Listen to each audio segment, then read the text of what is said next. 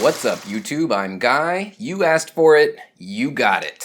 Actually, no one asked for it. The Rolex Daytona hysteria is real. Heck, every stainless steel Rolex model is in high demand. Everybody wants them. Everybody has to have them. Well, today, I've got one. I've got the Rolex Daytona here on loan for review.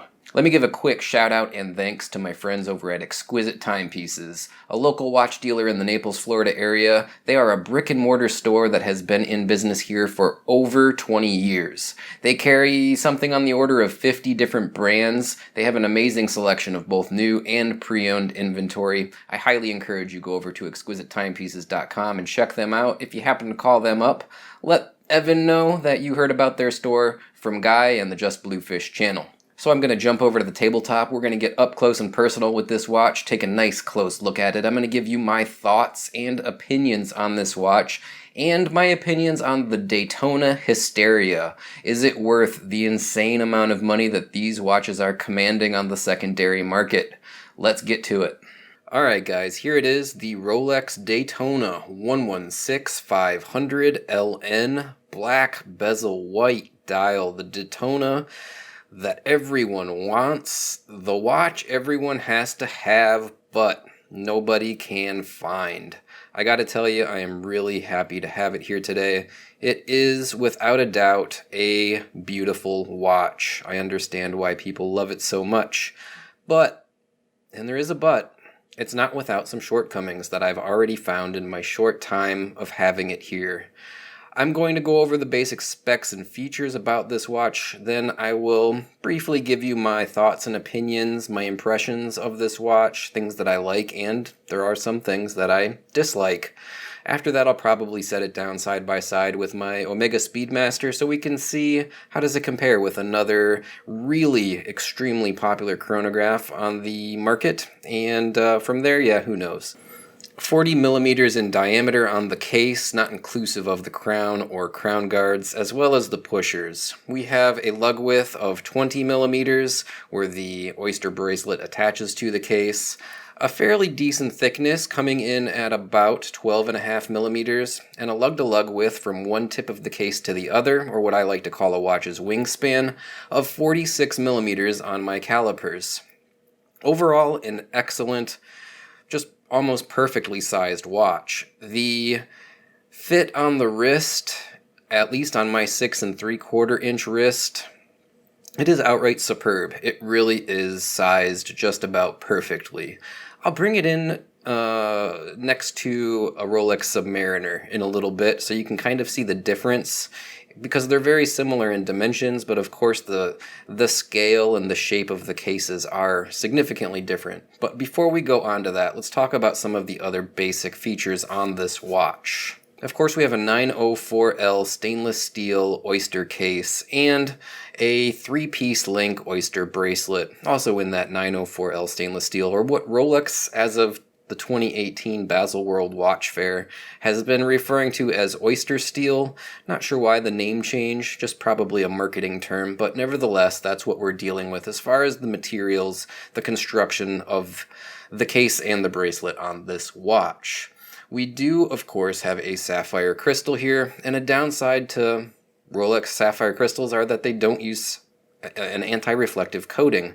However, on a white dialed watch, AR coating is rarely all that necessary, so I don't have a big problem with glare on this particular piece. Of course, we have that Cerachrome or ceramic black bezel outboard of the dial, in this case a tachymetric scale, which is basically, what most chronographs use. Not all, but when we're talking about at least racing chronographs, we're going to have that tachymeter. The crown on this watch, first of all, screw down pushers, screw down crown. Trip lock crown, meaning that there are, I believe, 3 different seals inside of the crown and crown tube, keeping this watch water resistant to 100 meters. Now, of course, this watch uses the Rolex caliber 4130 in-house automatic self-winding, or as they like to call it, perpetual movement. It is as the name would imply, an automatic self-winding movement. Of course, you do have hand winding and hacking if you unscrew the crown.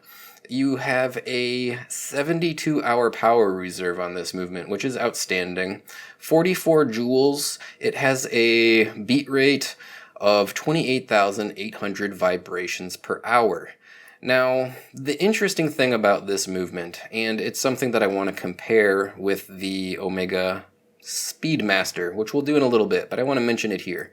This is a vertical clutch column wheel movement. There's two types of, at least I guess, two types of chronograph movements. You have a column wheel or a cam actuated lever system. The column wheel, as found in the Daytona here, is considered to be a higher quality mechanism, lower friction or wear. Overall, it's largely considered better. In my experience, how does it compare to a cam actuated lever chronograph like the Speedmaster? In actual use and feel, not really much of a difference.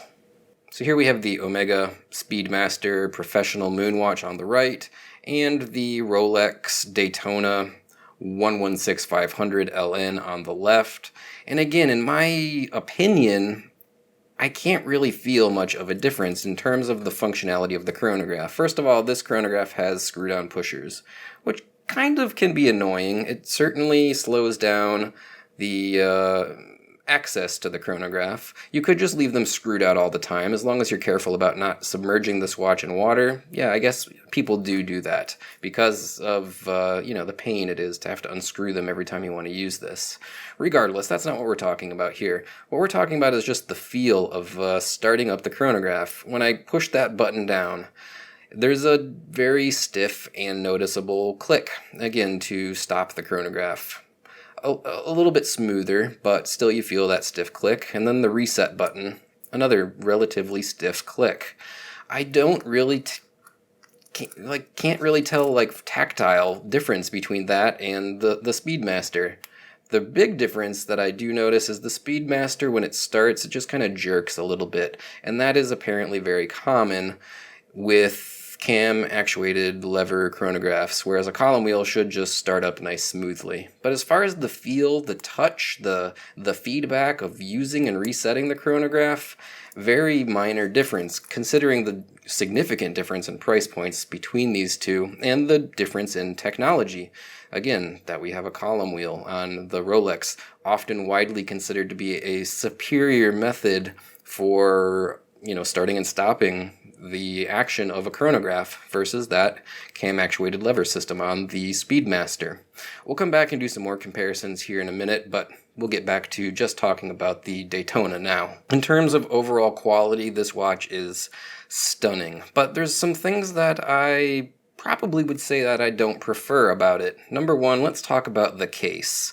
This case is certainly an oyster case, but by no means is it the same style oyster cases that we would find on a Submariner. As a point of comparison, here is my Rolex Submariner, ceramic Submariner 116600LN. If you look at the cases on these two watches, there is obviously a difference. The Submariner, a much bigger, bulkier case. The shoulders of the lugs are significantly stockier. It is a point of contention for a lot of people. Whereas if we look at the oyster case on the Daytona, much thinner lugs, but not only a thinness to the lugs, it has more of a curvaceous feel around the edge of the lugs, around the body of the case. It's much more soft and pillowy here. And your Submariner style oyster case does not have that same kind of feel, at least to me. Another big difference is the entire oyster case on the Daytona is of high polish. That's something that I don't exactly love. I think I would prefer the tops of the lugs to be a brushed finish, more similar, in line with how the oyster case is on our Submariner example. I think that polished sides with a nice brush top looks a little bit better than a solid, high polished case. That's just my opinion. I think that this Daytona, and we'll talk about this a little bit more when we compare it again to the Speedmaster, comes off as a little bit more dressy, or I don't know how I would put it, because it's certainly not a dress watch, but just more obviously luxury, obviously flashy, and it has a lot to do with that high polished case. When we couple that high polished case with the very glossy black ceramic or Cerachrome bezel on the outside of the dial here, just more glare, more flashiness. It's not though as if it looks bad, but it might attract more attention than you necessarily want. It's also maybe not as pleasing to look at depending on your lighting situation. As you can see over here, I have lots of bright light coming in, and it washes out the tachometer scale. You can't even really read it in person. So your surroundings are going to heavily influence how this watch looks to the eye. And if you're in harsh lighting conditions or otherwise unfavorable conditions, the watch might not look as beautiful. It just sort of depends on where you are. That's another little bit of a negative. It looks beautiful in some situations, and in other situations it just looks a little bit too blingy, sometimes too washed out. Overall, the over polished, I don't want to say it's over polished in the sense of the case is over polished and it's lost its nice edges, because that's normally what we would think of when we say over polished. I mean overdone, too flashy, too glitzy. I think that it is not a nice refined tool watch. This is it's almost a dress watch, again, for a chronograph anyway. The third thing that sets this theme off is the polished center links on the bracelet. As you can see, all of high polished with brushed edges all the way down, including and through the oyster lock safety clasp. It is beautiful, don't get me wrong. It looks stunning, especially in the right lighting conditions. But for a daily wear watch, I wonder if it might become a little bit obnoxious. I certainly am not saying I wouldn't want to own this watch. I would love to own this watch, but the style of it is much flashier than I would have expected, just based on videos and pictures online. Having spent this little bit of time with it, I'm surprised at how flashy it is. I really can't emphasize that enough.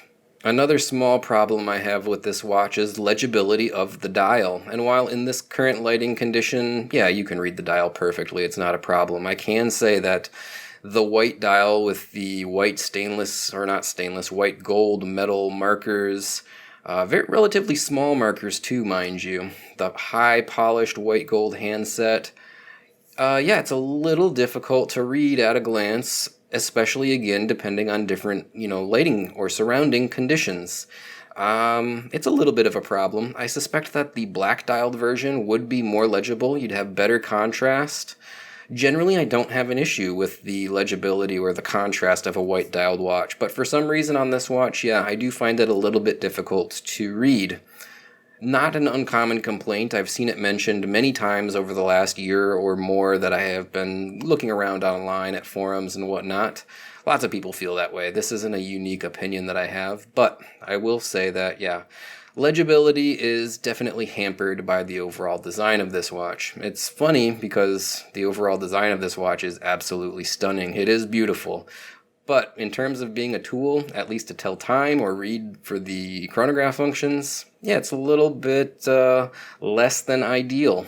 Certainly it is a beautiful watch though. The dial layout is lovely. I do really like it, even if it can be a little bit difficult at times to read. I will say that the overall balance, maybe considering how much text is on this dial, that could be a bit of a problem. You got Rolex, Oyster Perpetual, Superlative, Chronometer, Officially Certified, Cosmograph, all 5 lines of text up there at the top of that dial.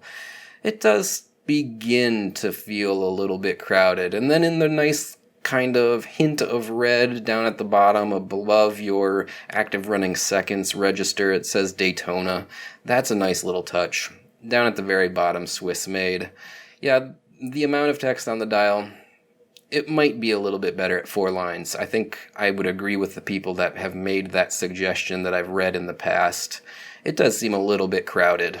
The applied markers, the applied Rolex coronet at the 12 o'clock position, the subdials, all very nicely done. The quality here is outstanding.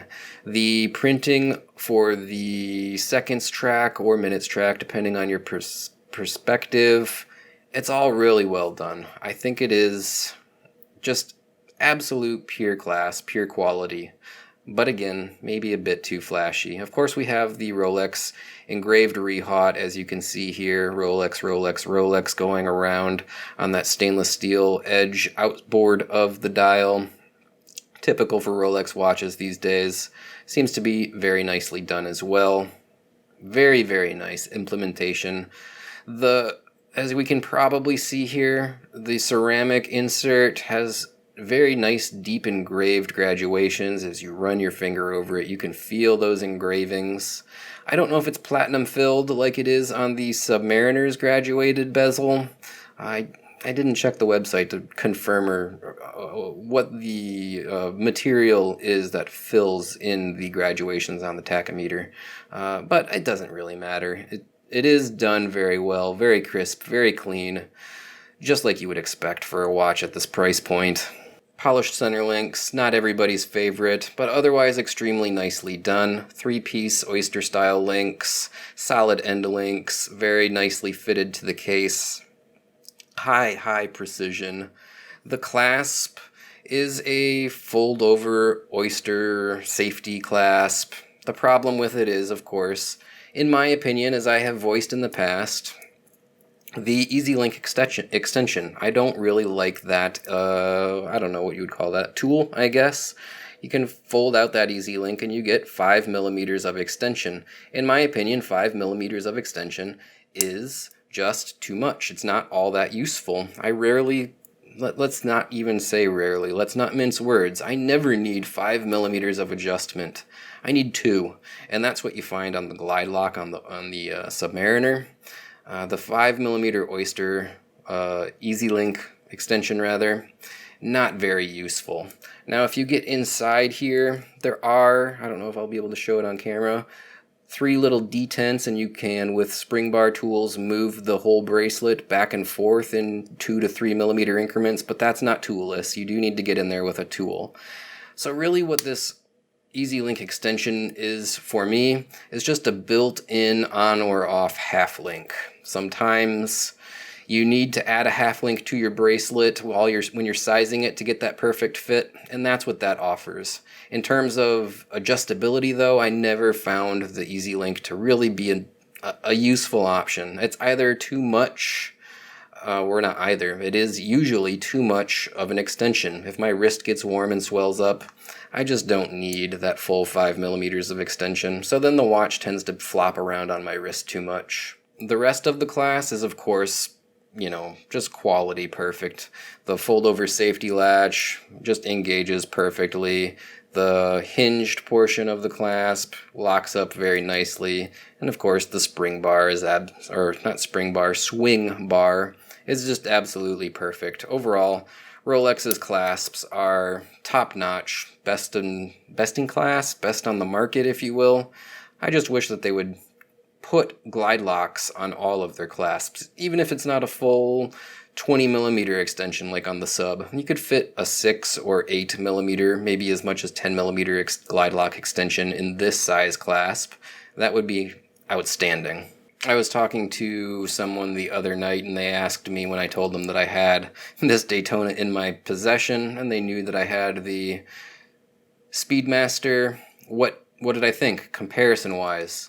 Well, like I told you, in terms of actuating or operating the chronograph, I don't really see a whole heck of a lot of difference. I was expecting to really be blown away by this column wheel style chronograph as compared to the cam chronograph. And no, I don't really see much of a difference there. The rest of the differences between these two watches, though, pretty much aesthetics and styles. The Speedmaster, not nearly as refined, not nearly as flashy.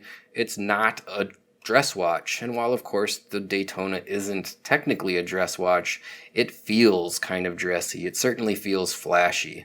If I were to make a comparison between these two watches in terms of automobiles, the Speedmaster is like a 1950s Cadillac. It's got these big bold fins for lugs. It's kind of chunky and squat, a little bit more long from end to end. And the Daytona is like a modern 2018, 2019 Corvette Grand Sport or some other muscle car, not even muscle car, but supercar. It is sleek and sexy. It is very, again, refined. It's just modern engineering at its best. Very different animals. The Daytona does wear quite a bit smaller on the wrist, and I think as you're seeing these watches side by side, that should be relatively evident. But nevertheless, the Speedmaster wears nice too, and it's a great watch. Price difference here, $12,400 for the Daytona at MSRP, if you can even find one at a dealer, versus an MSRP of $5,200 roughly on the Speedmaster, if I'm not mistaken. But of course, they can be had for deep discounts. So realistically, what is the realistic prices you're going to pay for these watches? In the case of the Speedmaster, under $4,000 is realistic. $4,000 and less, depending on your source. For the Daytona, you're going to be paying, for sure, $12,400 if you get lucky and find one at an AD. But they sell for over $20,000 on the secondary and gray markets. $20K versus $4K. Those are the real kind of numbers that we're looking at. And at that difference, I mean, for my money, I'm taking the Speedmaster every time. Not that this isn't a better watch. I think it is a better watch. It's more refined. It has more features. It's water resistant like nobody's business. In theory, a better chronograph style or type. Yes, it's got everything that makes it better. But if we're talking about paying real world dollars for these two watches, I wouldn't be able to justify the 20 grand on the Daytona personally. If money were no object, that would be a totally different story. If I was making, like executive vice president kind of salaries, I wouldn't care. I'd buy one. 20 grand, 22 grand, whatever. Okay, fine, I'll take it. But given my, more modest lifestyle, yeah, I could never justify that kind of money on this watch. I probably don't know that I could justify the 12 grand or 12,400 either. I would never, I guess what I'm saying is I wouldn't even bother putting my name on the waiting list for one of these watches. I think that it is too expensive for the kind of watch that it is for me personally. And I'm quite happy with the Speedmaster. I would, again, pick it over the Daytona in a general sense. But yeah, there you go. There's my kind of opinion between these two watches side by side. So we've already compared and contrasted the two styles of oyster cases that we have here between the Submariner and the Daytona. I can say that it's striking how different the styles of these cases are, despite the fact that they're basically sharing the same namesake. You would never confuse the profile of this Submariner's oyster case with this Daytona's oyster case. I think that is one better than the other. I bet a lot of people would feel that the oyster style case on the Daytona is better, especially when we come in nice and close and look at the profile on those lugs. Once we look at it on the wrist, I think people are going to say that's so much better. But I do love the style of my Submariner. Without a doubt, it's my favorite watch that I own, and I wouldn't ever plan to get rid of it or trade it for that matter. What if Rolex came out with a new Submariner that was more of a slender profiled case like we find here on this Daytona? I don't know what I would do. I'd cross that bridge when I came to it, I guess. But I do like both of these watches very much, despite the fact that they both have shortcomings. I've talked about all of the Submariner shortcomings quite extensively in the videos that I've done on that watch, and I've covered some of the shortcomings that I've found with the Daytona here in this video. I love them both nonetheless, though. If money were no object, again, I'd love to have the Daytona, and I can never see myself parting with the Submariner. I guess I'm just a Rolex fanboy, what can I say? Yeah, I just wanted to take a minute here to set these watches side by side, to soak them in. That's really what I'm doing here, I'm not going to lie. And I'm guessing a lot of you can't blame me. When you have these two watches in your possession, how can you not just sit here and appreciate them for a little while? Here is a Rolex Daytona 116500LN on a 6 3/4 inch wrist. It does fit beautifully. Now the bracelet's not sized up appropriate for me, so it's not a true fit. I can't really give you the 360 degree view, but Nevertheless, you do get to see how it sprawls across my 6 3/4 inch wrist, and it wears very, very nicely. Would I like wearing this watch day in, day out? Well, in terms of the overall size and surprisingly the weight, it is relatively lightweight. It looks like it should be a pretty dense, heavy watch, and it's not. It's very comfortable here on the wrist. But to answer that question, would I like wearing it day in and day out? In terms of size and scale, yes. In terms of the glitzy, flashy, loud in your face, over polished shininess, I'm not sure. The bezel, all of the polished on the case, the center links, the somewhat reflective glass or sapphire crystal, it is a bit much. I'm not gonna lie about that. And me being a very casual kind of guy, yeah, I'm not sure if I would feel super comfortable with this type of watch on the wrist all the time. But it is beautiful. It is comfortable. It's outstanding. I love it. I wish I could own one. I wish I was a millionaire and money was no object. I would have one in my watch box, even if it was something that I just pulled out occasionally to have fun with. Alright guys, I hope you enjoyed this presentation of the Rolex Daytona 116500LN. I'm going to jump back over to the studio view with some final thoughts, final conclusions if you will, talk about this watch a few more minutes, so stick with me, don't run off just yet. We'll be right back. Alright guys, there's my presentation of the Rolex Daytona. What do I think? Well, first things first, again, a big thank you to my friends at Exquisite Timepieces. This did come from their pre-owned inventory, and I really have to say thanks again for letting me borrow this watch. It is amazing. It's a beautiful watch. There is very little that I can nitpick or complain about on this watch. I understand why the Rolex Daytona hysteria exists. Does it warrant the crazy prices that it demands? I guess it does. I guess the market has decided it warrants it. People have said, I don't want to wait 3, 4, 5 years to get this watch, so I'll buy it on the secondary market, the gray market, or the pre-owned market, and I'll pay that premium. Would I pay it? Well, no. I just couldn't afford it. If money were no object, yeah, I would have one of these in my collection, of course. But I have to be a little bit more careful with my dollars and cents. So, between me and you, yeah, I'm probably never going to own this watch. Would I love to own it? Do I understand why pretty much everybody wants to own this watch? Of course I do. Alright guys, I hope you enjoyed that presentation of the Rolex Daytona as much as I enjoyed producing it. If you'd like to help support me, there's a number of ways that you can do that down in the description of this and every video I do. Number one, you can go over to my social media accounts and follow me on Facebook, Twitter, or Instagram, whichever platform you prefer. Number two, if you'd like to help support me on Patreon, that would be absolutely outstanding. A big thanks to the guys that have been supporting me on Patreon. I really do appreciate it. Finally, if there's anything that I've reviewed that you think you would like to purchase and you're thinking about going to Amazon to do so, click on my affiliate link first. I get a small commission whenever you use those affiliate links, and those commissions do add up. A big thanks to everyone that has been using my Amazon affiliate link. I really do appreciate that, guys. So that's going to do it for now. Until the next one, I guess I'll say bye now.